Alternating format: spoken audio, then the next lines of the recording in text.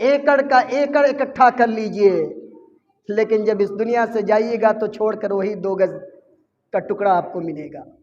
अगर ये औरत मुझ पर झूठ तोहमत लगा रही है, इल्ज़ाम लगा रही है, ऐ अल्लाह तू इसे अंधा बना देना कि जिसकी जायदाद पर हम काबिज हैं वो बड़ा कमज़ोर होता है, बज़ाहिर हमें सलाम भी करता है, हमारे साथ उठता बैठता भी है, लेकिन वो अपनी कमज़ोरी वहदहू ला शरीक लह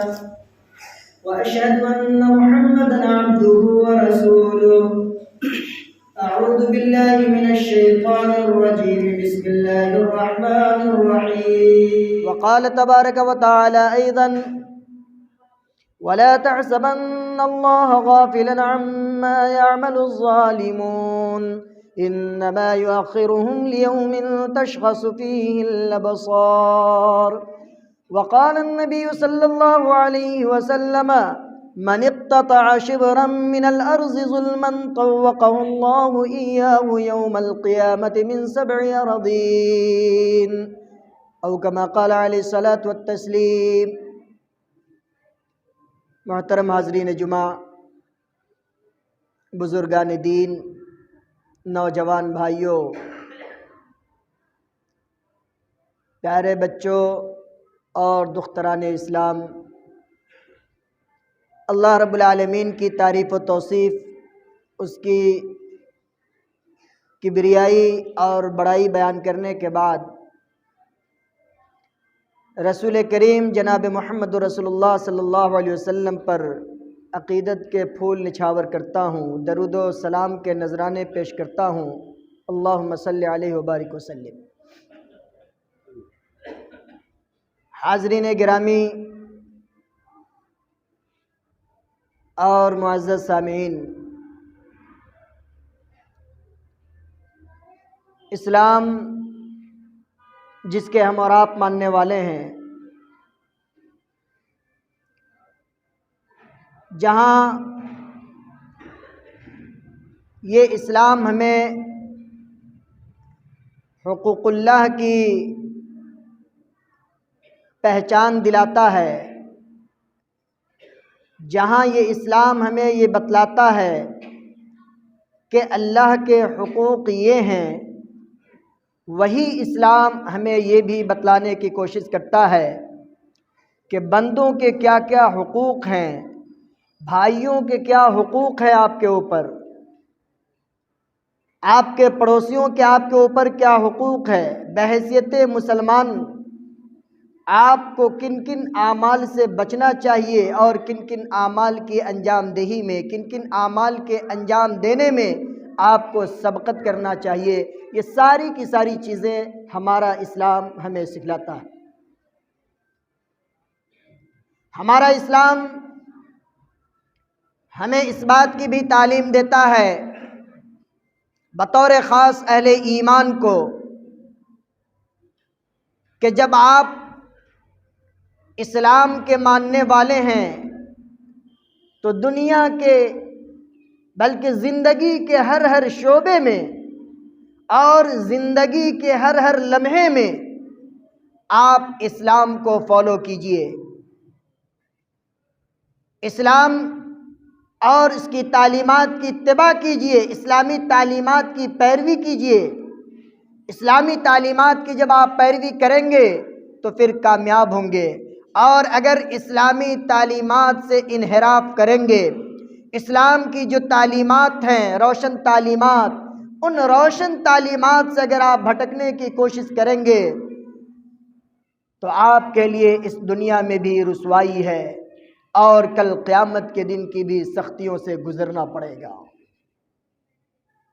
ये इस्लाम हमें ये बतलाता है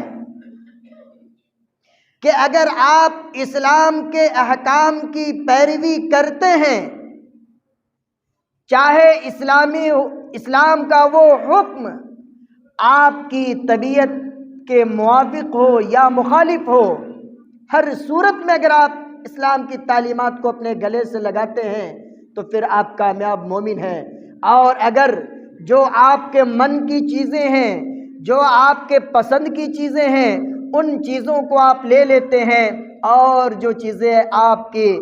جان پر گرا گزرتی ہے، آپ کے نفس پر گرا گزرتی ہے، جن چیزوں کو آپ پسند نہیں کرتے ان چیزوں کو اگر آپ چھوڑ دیتے ہیں تو آپ کا یہ شیوا یہودیوں کا شیوا ہے، آپ کا یہ عمل یہودیوں کا عمل ہے، ان یہودیوں کا جن کے بارے میں قرآن نے کہا کہ افتؤمنون ببعض الکتاب وتکفرون ببعض، کہ تم اللہ کی کتاب کے بعض حصوں پر ایمان لاتے ہو اور بعض حصوں کا انکار کرتے ہو۔ بعین ہی یہی حالت آج کے مسلمانوں کی بھی ہے۔ ہم مسلمان ہونے کا دعویٰ کرتے ہیں، ہم اس بات کا بھی دعویٰ کرتے ہیں کہ ہم 5 وقتہ نمازوں کا اہتمام کرتے ہیں، ہم زکوٰۃ کی ادائیگی کا اہتمام کرتے ہیں، ہمیں اللہ نے مال دیا ہے، ہم نے حج بیت اللہ بھی کر لیا، ہم اس بات کا بھی دعویٰ کرتے ہیں کہ ہم تہجد اور نوافل اور دیگر نوافل کا ہم اہتمام کرتے ہیں، صدقات و عطیات کا اہتمام کرتے ہیں، لیکن جب ہم اپنے سماج و معاشرہ کا بنظر غیر مطالعہ کرتے ہیں، یا وہ لوگ جو ان چیزوں کا دعویٰ کرتے ہیں اور جب وہ اپنی نجی زندگی میں جھانکنے کی کوشش کرتے ہیں تو بہت بڑا فالٹ نظر آتا ہے، بہت ساری کمیاں نظر آتی ہے۔ ان ساری کمیوں میں سے ایک کمی جس پر انشاءاللہ آج ہم آپ حضرات کے سامنے گفتگو کرنے کی کوشش کریں گے وہ یہ ہے کہ ناحق دوسروں کی زمین اور جائیداد پر قبضہ کرنا۔ یہ بہت بڑا المیہ ہے آج کے اس معاشرے کا کہ بھائی بھائی ہونے کا دعویٰ کر رہا ہے لیکن بھائی سے بھائی محفوظ نہیں ہے۔ ایک بھائی اگر کمزور ہے تو اپنے مضبوط بھائی سے محفوظ نہیں ہے، ایک پڑوسی اگر مضبوط ہے تو اس مضبوط پڑوسی سے اس کا کمزور پڑوسی محفوظ نہیں ہے۔ اگر ہم مالدار ہیں، پیسے والے ہیں، اثر و رسوخ والے ہیں تو سماج کا وہ انسان جو غریب ہے، کمزور ہے، جس کے پاس اثر و رسوخ نہیں ہے وہ آج ہم سے محفوظ نہیں ہے۔ آج ہر بھائی اپنے ایک دوسرے بھائی کا شاکی ہے کہ ہمارے فلاں بھائی نے ہماری زمین پر ناجائز قبضہ کر لیا، ہمارا فلاں بھائی ہم سے مضبوط ہے، بال بچوں کی کثرت ہے، صاحب اولاد ہے، وہ ہمارے حصے کی زمین کو ہڑپ گیا۔ بہن شکایت کر رہی ہے کہ باپ دنیا سے چلا گیا اپنی جائیداد چھوڑ کر کے، ہمارے سارے بھائیوں نے ہمارا حق مار لیا۔ بھائیوں کی یہ کوشش ہو رہی ہے کہ چلو ہم اگر اس کا حصہ مارنے کی کوشش کر رہے ہیں تو اس کے لیے بہت سارے حیل و حجت، بہت سارے بہانے تلاش کر کے بیٹھا ہوتا ہے کہ ہم نے تو ماں باپ کی اتنی خدمت کی، ہم نے ہمیشہ بھائیوں کے پڑھنے لکھنے میں خرچ کیا،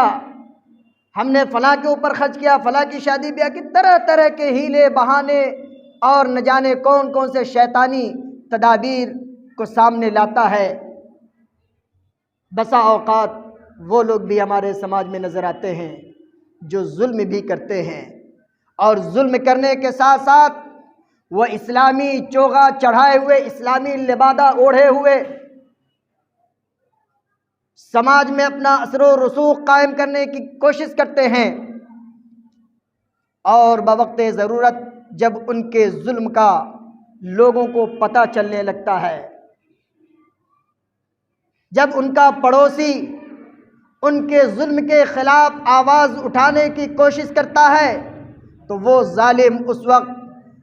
سماج کے با اثر لوگوں کا، مضبوط لوگوں کا سہارا لینے کی کوشش کرتا ہے۔ یہ سب ہمارے سماج میں گھٹ رہا ہے۔ یہ سارے واقعات آئے دن مسلم سماج کا حصہ بنتا چلا جا رہا ہے، اور ہماری حالت یہ ہے کہ اگر ظالم صاحب مال ہے، صاحب جائیداد ہے، اس کا اثر و رسوخ ہے تو ہم بھی اس کی ہاں میں ہاں ملا کر اس کو کلین چٹ دینے کی کوشش کرتے ہیں. اور اگر غریب بیچارہ حق پر ہے ہم اسے ڈانٹ ڈپٹ کر اس کے طاقت و قوت کا حوالہ دے کر اس کی عزت و آبرو کا حوالہ دے کر اسے چپ کرانے کی کوشش کرتے ہیں. میرے اسلامی بھائیوں، اگر ہم اور آپ ایسا کرتے ہیں تو یاد رکھیے اس ظالم کے ظلم میں ہم بھی برابر کے شریک ہیں اور اللہ کے ہاں ہمیں جواب دہ ہونا پڑے گا. چاہے زمین ہم اپنے بھائیوں کا غصب کریں، چاہے زمین ہم اپنے بہنوں کا غصب کریں، چاہے زمین ہم اپنے پڑوسیوں کا غصب کریں، چاہے زمین ہم مسلمانوں کے وقت کی زمین کو غصب کریں، چاہے اس زمین کی جیسی بھی حیت ہو، جو بھی قسم ہو، اگر وہ ہماری ملکیت سے باہر ہے، ہم اگر اس کے قانونی مالک نہیں ہیں اور وہ زمین کسی دوسرے کی ہے تو یاد رکھیں اس زمین کے مالک ہم نہیں ہو سکتے ہیں. اور اس کے باوجود بھی اگر ہم نے اس پر قبضہ جمایا تو یاد رکھیے اللہ کی بارگاہ میں ہم ظالم تصور کیے جائیں گے، ظالم تصور کیے جائیں گے. اور ایسے ظالموں کے بارے میں اللہ کے نبی صلی اللہ علیہ وسلم نے کہا کہ من اقتطع شبرا من الارض ظلما طوقه اللہ ایاہ یوم القیامت من 7 اراضین. ایسے ظالم لوگ کان کھول کر سن لیں اللہ کے رسول صلی اللہ علیہ وسلم کا یہ فرمان کہ کتنی بڑی وعید آئی ہے ان لوگوں کے لیے کہ اگر کوئی شخص ایک بالشت زمین بھی کسی کی ظلم کر کے اگر کوئی کسی کی ایک بالشت زمین بھی ہڑپنے کی کوشش کرتا ہے، اللہ کے نبی صلی اللہ علیہ وسلم نے کہا کہ کل قیامت کے دن اس شخص کو اللہ تعالیٰ 7 زمین کا طوق بنا کر اس کے گلے میں ڈال دے گا. کتنی بڑی وعید ہے. اور اس سلسلے میں جب ہم اور آپ احادیث رسول کا مطالعہ کریں گے، مختلف الفاظ کے ساتھ حدیثیں آتی ہے. رسول کریم صلی اللہ علیہ وسلم کی ان تمام احادیث کا مفہوم یہ ہے، علماء نے جو مفہوم بیان کیا ہے کہ یا تو اس شخص کو کل قیامت کے دن زمین ہڑپنے کے جرم میں، چاہے وہ زمین کسی بھی طرح کی ہو، اگر وہ اس کا مالکانہ حق اس پر نہیں ہے اور اس زمین کو ہڑپنے کی کوشش کرتا ہے تو اس شخص کو کل قیامت کے دن یہ حکم دیا جائے گا کہ ان 7 زمین کو کھود کھود کر اس کی مٹیاں اٹھا اٹھا کر حشر کے میدان میں لے کر کے آؤ، حتی یقضی بین الناس، یہاں تک کہ لوگوں کا فیصلہ ہو جائے، لوگوں کے درمیان فیصلہ ہو جائے. ایک دوسرا مفہوم یہ بیان کیا جاتا ہے کہ اس شخص کے اوپر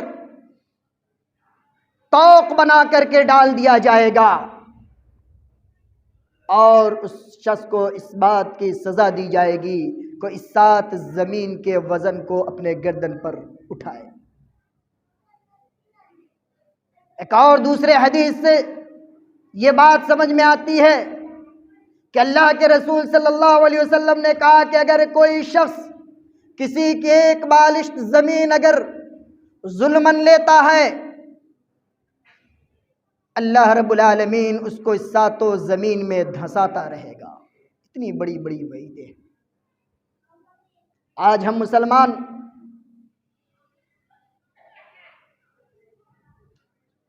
پانچ ایکڑ 10 ایکڑ 20 ایکڑ پر حملہ نہیں کرتے،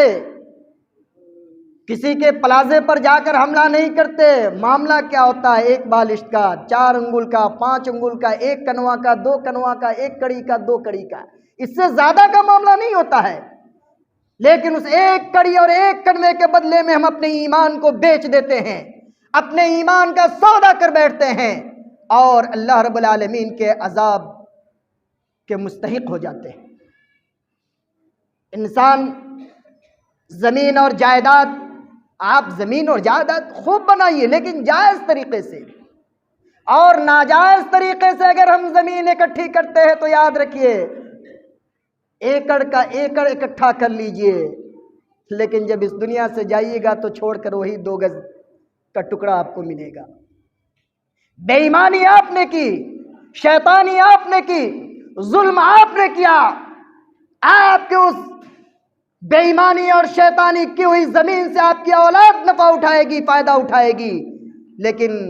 قبر کے اس اندھیر کوٹری میں اس کی سزا آپ بھگتیں گے۔ اور بسا اوقات تو ایسا بھی ہوتا ہے کہ انسان کسی ندی نالے میں ڈوب جاتا ہے، کسی آگ میں جل جاتا ہے، وہ 2 گز کا ٹکڑا بھی اسے نصیب نہیں ہوتا۔ یہ انسان کتنا غافل ہے، یہ انسان کتنا ظالم ہو گیا۔ اور یاد رکھیے، اگر ہم کسی کی جائیداد ظلم کر کے لیتے ہیں، وہ شخص چاہے جتنا بدعمل ہو، جتنا برا ہو، لیکن اگر اس کے دل سے آہ نکل گئی، اس کی بد دعا نکل گئی، تو پھر یاد رکھیے اس کی بد دعا کی گرفت میں ہم اور آپ آ جائیں گے۔ آئیے ایک واقعہ بیان کرتا ہوں۔ سعید ابن زید رضی اللہ تعالیٰ عنہ صحابی رسول ہیں، مروان بن حکم مدینہ کے گورنر ہیں۔ سعید ابن زید کے پاس، مروان بن حکم کے پاس ایک عروہ بنت اویس نامی عورت آتی ہے، بڑھیا عورت آ کر دعویٰ پیش کرتی ہے کہ اے گورنر مدینہ، سعید ابن زید اس نے ہماری زمین ہڑپ لی ہے، اس نے ہماری زمین کو ناجائز طور پر قبضہ کر لیا ہے۔ سعید ابن زید کو بلایا گیا۔ سعید ابن زید جب عدالت میں آتے ہیں، ان کے سامنے معاملہ رکھا جاتا ہے کہ اس بڑھیا نے یہ دعویٰ کیا ہے کہ آپ نے اس کی زمین ناجائز قبضہ کر لیا ہے۔ سعید ابن زید رضی اللہ تعالیٰ عنہ کہتے ہیں کہ حاکم وقت ہم نے اللہ کے رسول صلی اللہ علیہ وسلم کی زبانی سنا ہے، من اقتطع شبرا من الارض ظلما طوقه اللہ یوم القیامت من ارض 70۔ اے حاکم وقت، ہم نے اللہ کے رسول صلی اللہ علیہ وسلم کی زبانی یہ وعید سنی ہے کہ اگر کوئی شخص کسی کی زمین ظلم کر کے لے لیتا ہے، کسی کی زمین پر ناجائز قبضہ کر لیتا ہے، اللہ تعالیٰ کل قیامت کے دن اس کو 7 زمین کا طوق پہنائے گا۔ اللہ کے رسول صلی اللہ علیہ وسلم کی اس حدیث کو ہوتے ہوئے، اللہ کے رسول کے اس فرمان کے ہوتے ہوئے، میری کیا مجال کہ میں اس عورت کی زمین کو ناجائز قبضہ کر لوں؟ ہاں، اگر یہ عورت جھوٹ بول رہی ہے، میں دل سے بد دعا کر رہا ہوں اللہ کے دربار میں، اللہم ان کانت کاذبۃ فعم بصرها واقتلها فی دارها۔ اے اللہ، میں اپنے دعوے میں سچا ہوں، اگر یہ عورت مجھ پر جھوٹ تہمت لگا رہی ہے، الزام لگا رہی ہے، اے اللہ تو اسے اندھا بنا دینا، فعم بصرها واقتلها فی دارها، اور اے اللہ اس کے گھر کو ہی اس کا قبر بنا دینا، اس کا مدفن بنا دینا، اس لیے کہ اس نے میرے اوپر جھوٹا الزام لگایا ہے۔ میرے بھائیو، تاریخ گواہ ہے، مورخین نے لکھا ہے کہ کچھ زمانے کے بعد وہ بڑھیا اندھی ہو جاتی ہے، اور اندھی ہونے کے بعد دیوار پکڑ پکڑ کر کے چلتی ہے، اور کہتی بھی ہے، اس بات کا اقرار بھی کرتی ہے کہ ان اصابتنی دعوت سعید بن زید، کہ سعید بن زید کی بد دعا مجھے لگ گئی، آج اس کے بد دعا کی بدولت میں دیوار پکڑ پکڑ کر کے چل رہی ہوں۔ اور کچھ دنوں کے بعد وہ بڑھیا اس کے آنگن میں، اس کے گھر میں ایک کنواں تھا، اس کنویں میں گر کر مر جاتی ہے اور وہیں دفن ہو جاتی ہے۔ یہ ظلم کا انجام ہے۔ ہمارے وہ بھائی جو یہ دلیل پیش کرتے ہیں کہ ہمیں کچھ نہیں معلوم، ابا کا سارا کیا ہوا ہے، ابا نے کہاں سے کیسے حاصل کیا، بغیرت، ابا کی دولت پہ راج کر رہا ہے، اور ابا کو تم اس کے قبر کو میں اس کو تم گناہگار بنا رہا ہے۔ ہونا تو یہ چاہیے تھا کہ اگر باپ سے سچی محبت ہے، تم جان رہے ہو کہ میرے والد نے، میرے باپ نے غلطی کی ہے، میرا باپ ظلم کر کے مرا ہے، اگر تمہارے اندر غیرت ہے تو تم اس قبضہ کیے ہوئے جائیداد کو لوٹا دیا کرو اور اپنے باپ کے راستے کو آسان کر دو۔ لیکن نہیں، یہاں لوگ دعویٰ کرتے ہیں کہ ہم تو ابا کو کھلاتے ہیں، ہم نے ابا کو کھلایا ہے، ہم نے ابا کو پلایا، ہم نے کپڑا۔ بغیرت، شرم نہیں آتی؟ وہ ماں باپ جس نے تجھے پیدا کر دیا، اس کا تو پوری زندگی حق ادا نہیں کر سکتا، اور اسی کے مال کو، اسی کی دولت کو لے کر آج اس کو تو بدنام کر رہا ہے۔ یہ کون سی محبت ہے؟ یہ کیسا ظلم چل رہا ہے ہمارے سماج میں میرے بھائیوں؟ اور ہم بھی، آپ بھی، جہاں دیکھتے ہیں کہ جس کا پلہ بھاری ہے، اس کو جا کر اس کے حق میں فیصلہ سنانے کی کوشش کرتے ہیں، اور جس غریب، جس مظلوم کے ساتھ ظلم ہو رہا ہے اس کو الٹا دبانے کی بھی کوشش کرتے ہیں، اس کو سمجھانے کی کوشش کرتے ہیں۔ ہم ایسے ہیلے بہانے اور حجت پیش کرتے ہیں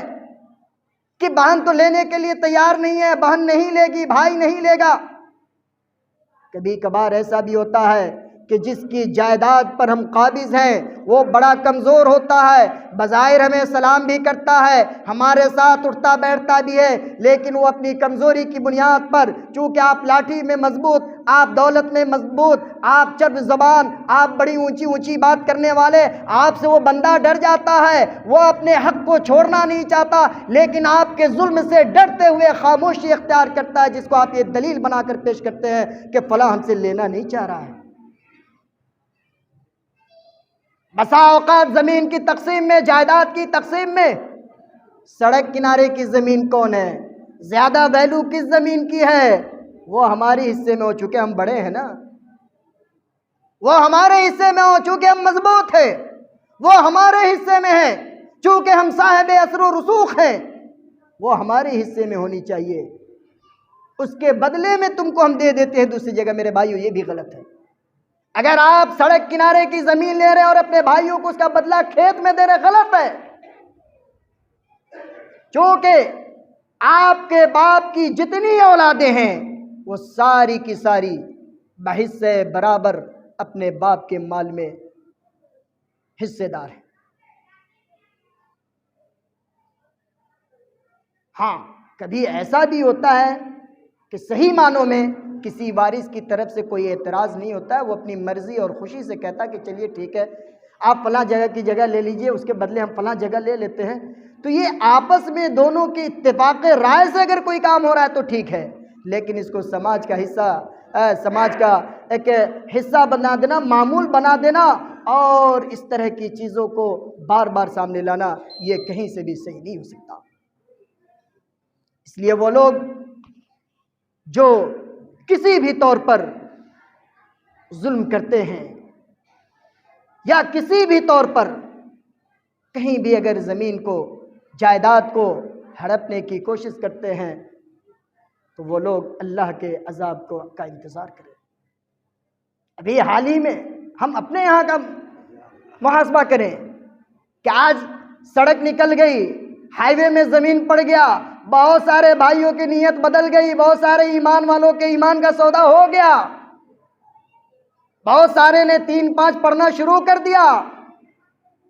ہم اور آپ یہاں اپنی دلیل و حجت قائم کر کے لوگوں کے سامنے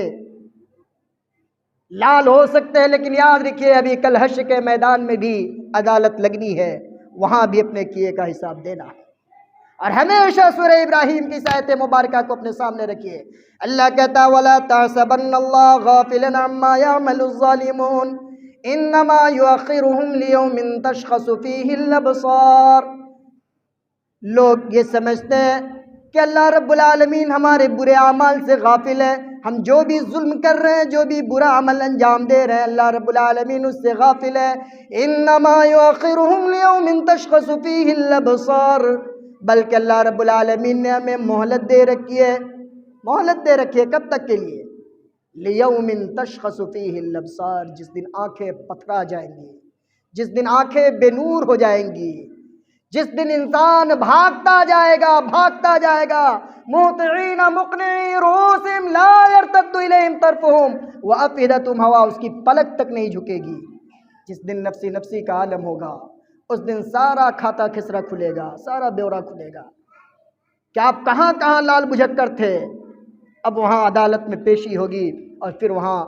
ہمیں اور آپ کو اپنے کیے ہوئے کا انجام بھگتنا ہوگا۔ دعا ہے رب العالمین سے کہ اللہ تبارک و تعالی ہم تمام مسلمانوں کو نیک عمل کی توفیق عنایت فرمائے، اللہ تعالی ظلم سے ہمیں بچائے، اللہ تعالی جن کے جو حقوق ہمارے اوپر متعین ہیں، اللہ ہمیں اس لائق بنائے کہ ہم اس حقوق کی انجام دہی میں اس حقوق کی انجام دہی میں ہم کامیاب ہو سکے۔ اللہ رب العالمین ہمیں کل قیامت کے دن کی رسوائیوں سے بچائے، اللہ رب العالمین کل قیامت کے دن کے عذاب سے ہم سب کی حفاظت فرمائے، اور ہم ہم تمام مسلمانوں کے دلوں میں ایک دوسرے کی محبت پیدا فرما دے۔ اللہ رب العالمین ہمیں اس لائق بنائے کہ ہمارا پڑوسی ہم سے محفوظ رہے، ہمارا بھائی ہم سے محفوظ رہے۔ اللہ رب العالمین ہمیں ایسا بنائے کہ دنیا کے سارے بدعمالیوں کو چھوڑ کر ہم نیک اعمال کی طرف گامزن ہو جائیں، صراط مستقیم پر گامزن ہو جائیں۔ آمین۔ وآخر دعوانا ان الحمد للہ رب العالمین۔ بارک اللہ لنا ولکم فی القرآن العظیم ونفعنی وإیاکم بالآیات والذکر الحکیم، انہ تعالی جواد کریم ملک۔